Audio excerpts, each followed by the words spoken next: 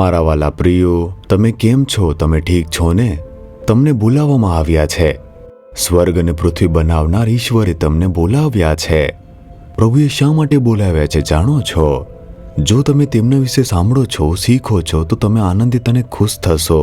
આ દુનિયાના લોકો તમારા વિશે કેવું વિચારે છે તે મહત્વનું નથી, પરંતુ વચન કહે છે પ્રભુની નજરમાં તમને બોલાવવામાં આવ્યા છે. તમને કોણે બોલાવ્યા છે? સર્વશક્તિમાન ઈશ્વર, જેમણે સ્વર્ગ અને પૃથ્વી બનાવ્યા છે, તે મારા પુત્ર પુત્રી કહીને તમને બોલાવે છે. શા માટે જાણો છો? 1 કોરિન્થી તેના 1 અધ્યાયનું 9મું વચન જુઓ. જે ઈશ્વરે તમને તેમના દીકરા આપણા પ્રભુ ઈસુ ખ્રિસ્તની સંગતમાં તેડેલા છે તે વિશ્વાસુ છે.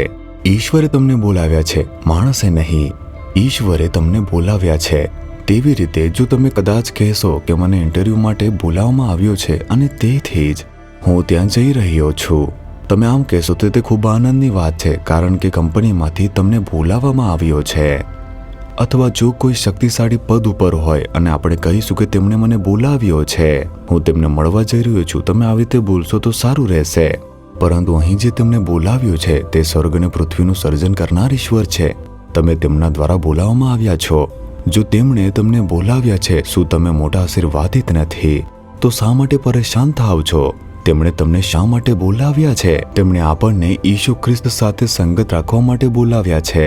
ઈસુ ખ્રિસ્ત સાથે મધુર જીવન જીવવા માટે અને તેમની સાથે સંગતનું જીવન જીવવા માટે ઈશ્વરે આપણને બોલાવ્યું છે. ઈસુ ખ્રિસ્ત સાથે સંગત રાખવી ચમત્કારિક પ્રભુ છે. તે ખૂબ જ આનંદની વાત છે. કેવળ ઈસુ ખ્રિસ્તની આરાધના કરવી, પ્રાર્થના કરવી તેટલું જ નહીં. તે કહે છે કે હું તમને ક્યારે પણ છોડીશ નહીં કે ક્યારેય પણ ત્યજીશ નહીં. તમે જ્યાં પણ જશો તે સાથે રહેશે. તમે ઘરમાં રહેશો, ઓફિસમાં રહેશો, તમારી શાળામાં જશો અથવા કોલેજમાં જશો, તમારા કાર્યસ્થળમાં રહેશો, તે તમારી સાથે દરેક જગ્યાએ રહેશે. તમારી સાથે સંગત રાખશે ને વાતો કરતા રહેશે. તમે તેમની સાથે વાત કરશો, તે તમારી સાથે વાત કરશે. તેમની સતત હાજરી તમારી સાથે રહેશે. એ જ ફેલોશિપ છે. તેમની સાથે હંમેશા ફેલોશિપ રાખવી, એકતામાં રહેવું, એ જ ફેલોશિપ છે. અને જુઓ, પતિ અને પત્ની સાથે રહેશે અને જીવનમાં ફેલોશિપ રાખશે. તમે જોયું હશે ને, બીજા બધા જે લોકો છે તે એટલા બધા નજીક રહેશે નહીં. નોકરીના મિત્રો તે નોકરી સુધી સીમિત રહેશે, સમાપ્ત થશે.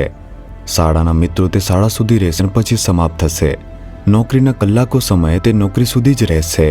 તમે વ્યવસાય દ્વારા જેને ઓળખો છો તે વ્યવસાય સુધી જ રહેશે.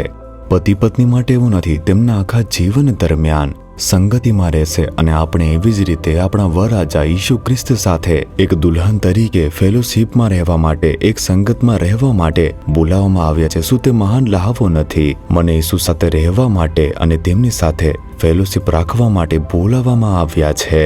તે પરમેશ્વર વિશ્વાસુ છે. તે તમને સુંદર રીતે માર્ગ પર દોરી જશે. જ્યારે તમે વિશ્વાસ કરો છો, તમે તમારા જીવનમાં તે અદ્ભુત અનુભવો અનુભવી શકો છો. તમે હંમેશા ઈસુ તમારી સાથે જ અનુભવી શકો છો. તે તમારી સાથે વાત કરશે, તમને જવાબ આપી રહ્યા છે.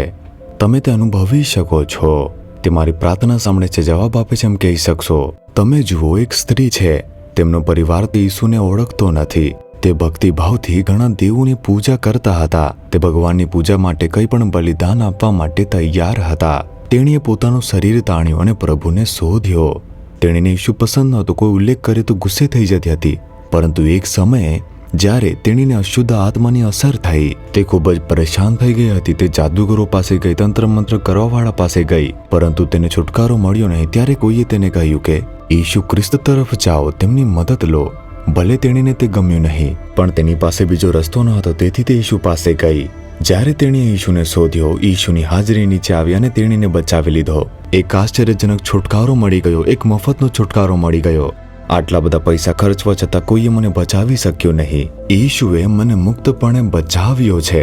ત્યારબાદ તેણીએ દરરોજ સવારે 2.5 કલાક પ્રાર્થના કરવાનું શરૂ કર્યું. તેઓએ તેણીને પૂછ્યું, તમે 2.5 કલાક કેવી રીતે પ્રાર્થના કરી શકો છો? પ્રાર્થના શું છે? હું તેમની સાથે વાત કરી રહી છું.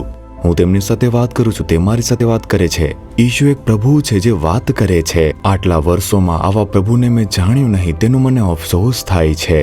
તે એક પ્રભુ છે જે વાત કરે છે. તે પ્રભુ રોજ વાત કરે છે. મારે શું પ્રાર્થના કરવી જોઈએ તે વિશે વાત કરે છે. મને શું કરવું તે કહે છે. જો હું પ્રશ્ન પૂછું છું, તે જવાબ આપે છે. તે ઈસુ મારી સાથે છે. એ છે ખ્રિસ્તી જીવન. આપણને તેમની સાથે સંગતમાં રહેવા માટે, તમને તેમની સાથે સંગતમાં રહેવા માટે બોલાવવામાં આવ્યા છે. કેવળ 1 કલાક માટે પ્રાર્થના કરવા માટે કે પછી ફરજ તરીકે નહીં, દરેક સમયે ઈસુ સાથે સંગતમાં રહેવું. શું તમે સમર્પિત કરશો? તે એક વિશ્વાસુ પ્રભુ છે જે તમને સુંદર રીતે માર્ગદર્શન આપે છે. એવા અદ્ભુત અને વિશ્વાસુ પ્રભુ, પોતાને તેમના હાથમાં સોંપવાનો પ્રયાસ કરી જુઓ. શું તમે આજે કહેશો, હે પ્રભુ, મારે તમારી સાથે સંગતમાં રહેવું જોઈએ. પ્રભુ, મારે તમારો અવાજ સાંભળવો જોઈએ. મારી સાથે વાત કરો પ્રભુ. જે પ્રભુએ મને ઈસુ ખ્રિસ્ત સાથે સંગતમાં રહેવા માટે બોલાવ્યો છે, તેમની સ્તુતિ થાવ. ઈસુના નામમાં આમેન, આમેન.